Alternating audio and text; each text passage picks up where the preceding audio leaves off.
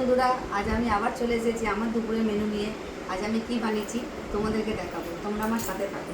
তবে একটা ভালো জিনিস বানিয়েছি, তোমাদেরকে ওটাও দেখাবো। দেখো আমি কি বানিয়েছি।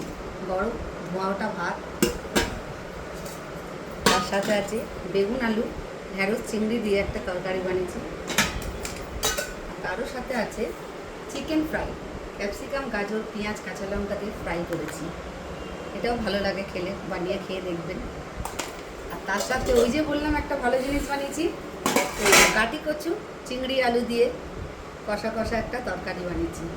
জানি না বন্ধুরা তোমাদের কার কার এটা ভালো লাগে, তবে এটা বানিয়ে খেয়ে দেখো, খুব ভালো লাগবে। আর এটাও জানি না কে কোথা থেকে দেখছো, যদি তোমরা ফেসবুক থেকে দেখো বন্ধুরা তবে আমার পেজটি ফলো করে দিও, আর ইউটিউব থেকে দেখলে আমার চ্যানেলটা সাবস্ক্রাইব করে দিও। তার সাথে আছে শসা, আর আছে আর বন্ধুরা এই গাটি কচু রেসিপিটা কিন্তু পরের ভিডিওতে তোমরা পেয়ে যাবে। এই রেসিপিটা একবার বাড়িতে বানিয়ে খেয়ে দেখো, আর যদি ভালো লেগে থাকে এই রেসিপিগুলো তবে চলে আসো আমার বাড়িতে, এসে খেয়ে যাও।